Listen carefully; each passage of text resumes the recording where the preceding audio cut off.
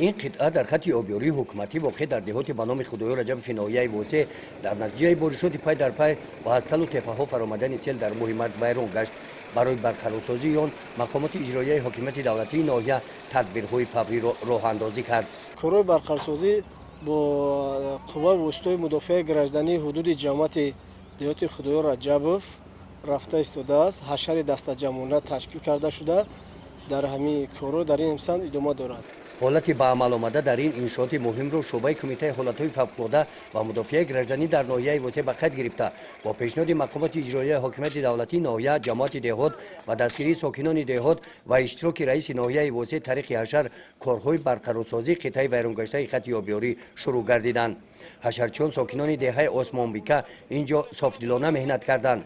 جایهای ویرانگشته خط آب را با سنگ و شغل تخت و هموار کرده بعد سیمتور خوابانی با بتون پوشانیدند. کانال با تعمیل از نوسازی نیاز کلان دارد چون که حالی در حالت یک 5 کیلومتر در حالت صدمه‌ای است. این خط خیلی حالی شما دیده شدین که زیاده 200 مترش نیست نابود گشته است. خب باقی موندهش عجب این است که اگر امسال بهار اگر خیلی بزمین بیاید باز ممکن که یگان 300-400 متری گشت به همین حالت دچار شود. هر سال اگر همین خلافش هم بگیرد دیگه این کانال دیگه یگان امید نیست بر باعث می شود که باعث صدمه‌های درون خواجگی ها می شود. شستن زمین ها خب خواجگی که مثال اهالی که مثال زمین های نزدی حولگی هم بر هم میخورد. بسیار ضررهای کلان رسانده می‌رساند.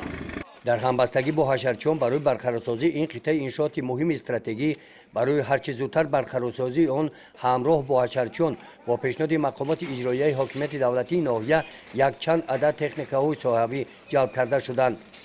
خط آبیاری حکومتی از دهه پوشانی بالا آغاز یافته تا دهه کفترخانه توسط همین انشاءات زیاده از 25,000 هکتار زمین‌های آبیاری کرده می‌شوند.